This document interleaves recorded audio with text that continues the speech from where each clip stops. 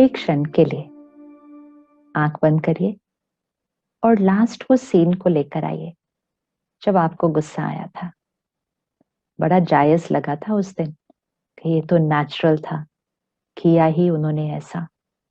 उस सीन को देखिए, बात क्या हुई थी, गलती क्या थी और आपने कैसे रिएक्ट किया था। उस सीन को अच्छे से देख लीजिए। अब उसी सीन को फिर से देखते हुए कि अगर ये सेम सीन कल फिर से आ जाए, कुछ भी ना बदले, बात बिल्कुल वैसी ही हो जैसे उस दिन थी, कुछ चेंज नहीं बाहर, और इसी सीन में अगर मुझे कल फिर से रिस्पॉन्ड करना है, क्या मेरे पास चॉइस है एक अलग तरह से उस सीन का सामना करने के?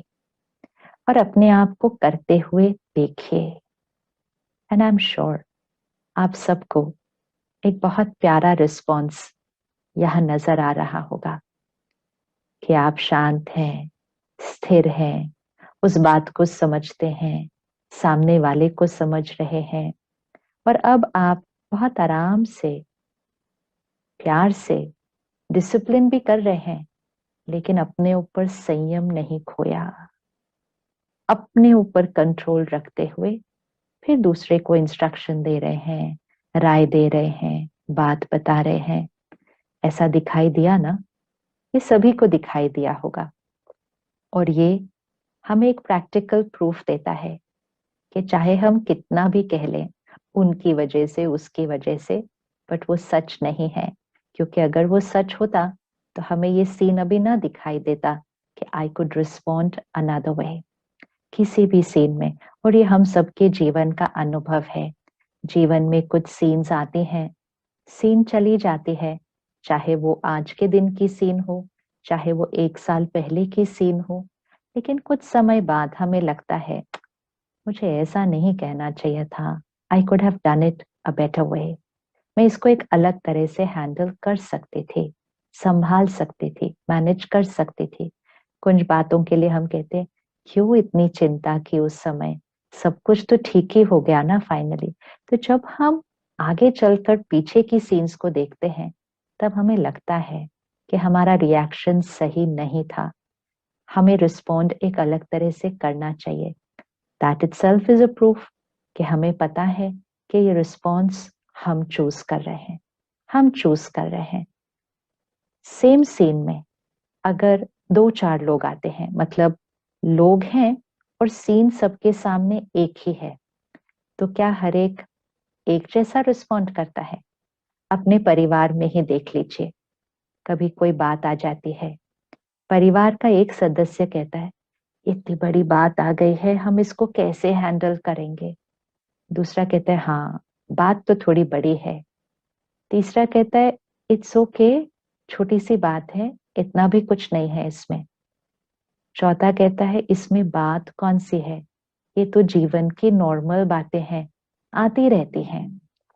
तो किसी के लिए वो बहुत बड़ी बात है, किसी के लिए वो छोटी सी बात है, और किसी के लिए तो वो कोई बात ही नहीं है।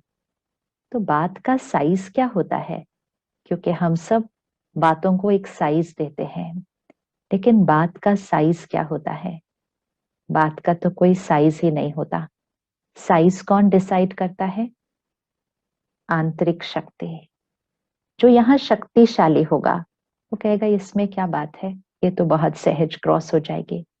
और जो यहाँ थोड़ा सा कमजोर हो गया, क्या मान मान के कि बातें, बातों की वजह से, बात गुलामी की जीवन जो जी रहा होगा, उसको वो बात बहुत बड़ी लगती है, और फिर वो बात बड़ी हो जाती है, उस पर हावी हो जाती है, और हम उसके नीचे दब जाते हैं, पिस जाते हैं, घुट जाते हैं, और फिर हम अंदर हताश, निराश, हेल्पलेस, होपलेस फील करना शुरू करते हैं।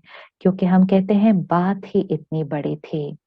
लेकिन अगर बात का साइज होता तो वो हर एक को उतनी ही बड़ी दिखाई देती। अर्थात situation is not responsible, I am the creator. आज ये पहली इक्वेशन फिट कर लीजिए, इसको लाइफ की इक्वेशन कह दीजिए, या इसको जीवन का मंत्र कह दीजिए, लेकिन इसको आज पक्का कर लीजिए और इसको रोज दोहराइए।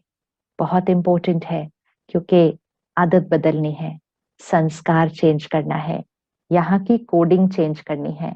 कहीं ना कहीं शायद किसलिए पिछले जन्म में, शायद बचपन में यहाँ एक कोडिंग हो गई है कि what ever I feel it's because of what's happening outside. मैं जो महसूस करती हूँ वो बातों की वजह से होता है। आज इक्वेशन को चेंज करते हैं, इस कोडिंग को चेंज करते हैं, इस इनर प्रोग्रामिंग को बदलते हैं। इक्वेशन क्या होगी?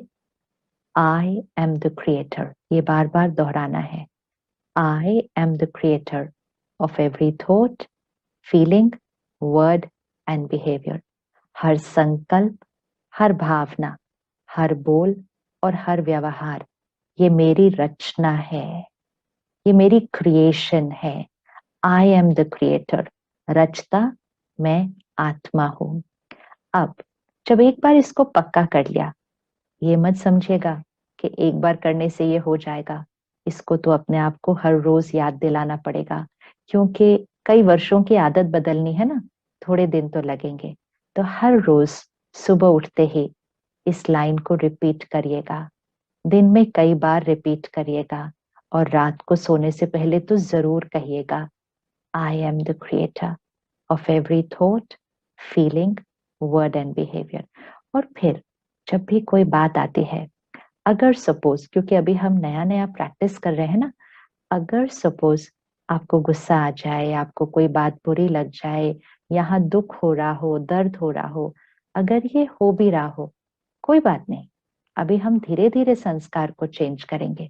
लेकिन अगर हो रहा हो, पहला चेंज, जो फर्स्ट चेंज हमें लाना है, इमोशनल डिपेंडेंसी से इमोशनल इंडिपेंडेंस, स्वतंत्र होने के लिए जो पहला चेंज हमें लाना है, वो चेंज ये है कि जब वो बात आएगी और हम थोड़ा सा रिएक्ट करेंगे, आज से हम सिर्फ ये नहीं कहेंगे उसकी वजह से, उस बात की वजह से, उनकी वजह से मुझे ऐसा लगा। इस भाषा को बदलना है। ये फर्स्ट स्टेप ऑफ कोडिंग है। इस लाइन को चेंज करना है। गलती से भी नहीं, स्वप्न में भी नहीं, चाहे कितनी भी बड़ी बात आपको वो लगे, उसमें भी नहीं। अपने रिएक्शन की रिस्पॉन्सिबिलिटी लेना। गुस्सा आ गया, कोई बात नहीं, चेंज करते हैं, लेकिन ये नहीं कहना उन्होंने गुस्सा दिलाया। ये लाइन गलत है, क्योंकि जैसे ही हम कहते हैं उन्होंने गुस्सा दिलाया, हम अपनी शक्ति को घटा रहे हैं और हम फिर से उस बिलीफ सिस्टम को पक्का कर रहे हैं कि मैं तो उनके व्यवहार की गुलाम हूं। नहीं, ये हम कह सकते हैं उन्होंने जो किया वो सही नहीं था, उन्हें ऐसा करना नहीं चाहिए था, ये भी ठीक है। लेकिन तीसरी लाइन क्या होगी? लेकिन वो जो गुस्सा था ना, वो मैंने क्रिएट किया। This is power. वो मैंने क्रिएट किया। जैसे ही हम कहते हैं उन्होंने गुस्सा दिलाया, उन्होंने मुझे हर्ट किया, उन्होंने मुझे अपसेट किया, वो बात ऐसी थी इसलिए मैं स्ट्रेस्ड हो गई, जैसे ही हम ये कहते हैं तो पावर कहाँ जा रही है? पावर बाहर चली जाती है। हम फिर से रीअफर्म करते हैं कि वो मुझे कंट्रोल कर रहे हैं। नहीं, न्यू इक्वेशन। बात ऐसी थी, व्यवहार ऐसे थे, लेकिन गुस्सा मैंने क्रिएट किया, इरिटेशन मैंने क्रिएट की, हर्ट मैंने क्रिएट किया। हम देखेंगे कैसे हम हर्ट क्रिएट करते हैं, लेकिन क्रिएट मैंने किया। जैसे ही हम एक बार सिर्फ ये एक थॉट क्रिएट कर लेना, ये एक थॉट बहुत इंपॉर्टेंट है, क्योंकि ये एक संकल्प ही हमें गुलामी से स्वतंत्रता की तरफ लेके जाएगा। ये हमारा फर्स्ट स्टेप है। तो ये एक संकल्प क्रिएट करना, ये इमोशन मैंने क्रिएट की है। पुट द फिंगर हियर, ये मैंने क्रिएट की है। थॉट ना आ रही हो, लिखते जाना, ये मैंने क्रिएट किया है। जैसे ही हम ये कहेंगे ये मैंने क्रिएट किया, हम पावरफुल हैं। हम पावरफुल हैं। भले हमने गलत रिएक्शन क्रिएट किया है, वो अनकंफर्टेबल है, हमारी खुशी गायब हो गई, हमारी हेल्थ पर उसका असर आता है, कई बार तो हमारे रिश्ते भी बिगड़ जाते हैं। लेकिन उन सबको हम ठीक कर लेंगे, लेकिन उसको ठीक करने के लिए पहले यहाँ ठीक करना होगा। तो पावर, ये पावर क्यों है? क्योंकि हमने अपने आप को याद दिलाया, हाँ बात ठीक नहीं थी, लेकिन ये गुस्सा तो मैंने क्रिएट किया, ये हर्ट तो मैंने क्रिएट किया। तो ये हम अपने आप को याद दिला रहे हैं कि मेरा रिएक्शन मेरी क्रिएशन है। मेरा रिएक्शन यहाँ, यहाँ या व्यवहार में, ये मेरी क्रिएशन है। ये बहुत इंपॉर्टेंट बिलीफ सिस्टम है, ये बहुत बड़ी कोडिंग है जो यहाँ चेंज होनी है। तो आज से बस इतना सा करना, फर्स्ट स्टेप है, ये मेरी क्रिएशन है। किसी चीज के लिए भी नहीं कहना वाह, don't put the finger out even here, because when you put the finger out, you're giving your power away. जैसे ही आप किसी पर इल्जाम रखते हैं या समझते हैं कि ये उसकी वजह से है, तो आप उन पर निर्भर हो गए हैं, आप उन पर डिपेंडेंट हो गए हैं। जैसे कि दुनिया के पास रिमोट कंट्रोल हो हमारे मन का, जब कोई बटन दबे वैसी ही इमोशन क्रिएट हो जाए। कोई आकर बहुत प्यारा सा शब्द कह दे, हम बड़े खुश हो जाएं। कोई अपने शब्द को बदल दे तो हम नाराज हो जाएं। तो मन का रिमोट कंट्रोल कहाँ चला गया? हमें ऐसा लगता है कि रिमोट कंट्रोल सबके पास है, और हमें तो ये भी लगता है कि सबके पास रिमोट कंट्रोल है, एक मेरे पास ही अपने मन का रिमोट कंट्रोल नहीं है। सच ये नहीं है, दिस इज नॉट रियलिटी। हम ऐसा फील करते हैं, बट ये रियलिटी नहीं है। रियलिटी तो ये है, रिमोट कंट्रोल हमारे पास है, यहाँ का कंट्रोल किसी और के पास नहीं है। तो आज से सिर्फ पहली thought change, first step, first thought, first equation, मैं क्रिएटर हूं। और जब भी कोई रिएक्शन आए, सिर्फ फर्स्ट अंडरस्टैंडिंग, ये रिएक्शन मैंने क्रिएट किया था। किसी को ब्लेम नहीं करना अपनी फीलिंग्स के लिए। और सेकेंड इक्वेशन, अपनी उस अनकंफर्टेबल नेगेटिव रिएक्शन को इंडोर्स नहीं करना। इंडोर्स करना अर्थात उसको सही नहीं कहना। सपोज कोई बात आ गई, हमने हर्ट क्रिएट किया, हमने गुस्सा क्रिएट किया, लेकिन हमें याद है हमने क्रिएट किया, फिर हम उसको चेंज करेंगे। लेकिन अगर हमने कहा ये तो सही था, ये तो नेचुरल था, ऐसा तो करना ही चाहिए था, तो फिर हम उसको चेंज नहीं करेंगे, फिर हम उसको चेंज नहीं करेंगे। इसलिए बहुत इंपॉर्टेंट है ये क्लियर होना, क्या सही है क्या नहीं है। अनकंफर्टेबल इमोशंस को कभी सही नहीं कहना, जैसे किसी बीमारी को कभी नेचुरल नहीं कहते। कितने भी दर्द हो, कितनी भी बीमारी हो, हम हमेशा याद रखते ये बीमारी है, ये मेरी हेल्थ नहीं है, ये नेचुरल नहीं है। इसी तरह कितना भी लगे कि बात ऐसी थी, कितना भी लगे कि ये रिएक्शन नॉर्मल था, आपको खुद को ये रिपीट करना है, ये रिएक्शन सही नहीं था। So this is the second equation, ये रिएक्शन सही नहीं था। क्यों सही नहीं था? उन्होंने किया ही ऐसा, तो मुझे भी तो बोलना चाहिए।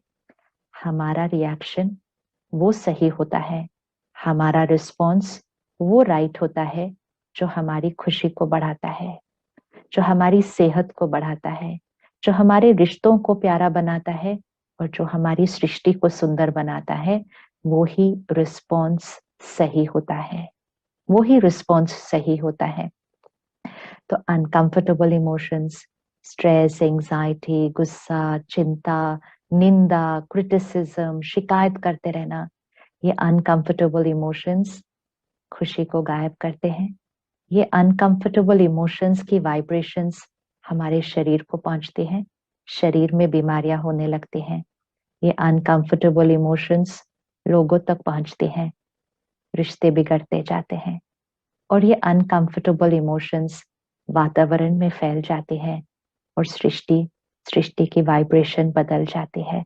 तो किसी भी अनकंफर्टेबल इमोशन को आज से जस्टिफाई नहीं करना, उसको इंडोर्स नहीं करना, उसको सही नहीं कहना। That is our second step. First step क्या था? आई एम द क्रिएटर, किसी को ब्लेम नहीं करना। सेकेंड स्टेप क्या है? किसी भी नेगेटिव रिएक्शन को, अनकंफर्टेबल रिएक्शन को सही नहीं कहना कि ये सही है, ये नेचुरल है। नहीं, ये मैंने क्रिएट किया और ये सही नहीं था। क्यों सही नहीं था? इससे मेरी खुशी गायब हो गई, इससे मेरे शरीर के स्वास्थ्य पर असर पड़ता है, इससे मेरे रिश्ते उलझ जाते हैं और इससे मेरी सृष्टि दूषित हो जाती है। ये सही नहीं था। बी वेरी क्लियर, कौन सी फीलिंग्स, कौन सी इमोशंस सही हैं और कौन सी एक डिजीज है, एक इमोशनल इलनेस है, एक इमोशनल बीमारी है। सो खुशी, प्यार, respect, acceptance, forgiveness, cooperation, respect, इन सब इमोशंस को, इन सब इमोशंस को, सेल्फ रिस्पेक्ट, ग्रैटिट्यूड, इन सब फीलिंग्स को राइट कहेंगे। और जब अनकंफर्टेबल वाली हैं तो हम अपने आप को बताएंगे दिस वाज रॉन्ग, हमें ऐसा नहीं करना चाहिए था। जैसे हम बच्चे को बताते ये तो गलत था ना, आपको ऐसा तो नहीं करना चाहिए था। और हम धीरे धीरे बच्चे को सिखा देते हैं कि कैसे बोलना है, क्या व्यवहार करना है। जब हम बच्चे को सिखा सकते हैं, दूसरों को सिखा सकते हैं, तो क्या हम अपने मन को नहीं सिखा सकते कि क्या सोचना है, कैसे सोचना है, कैसे बोलना है? ये हमें अपने मन को सिखाना है।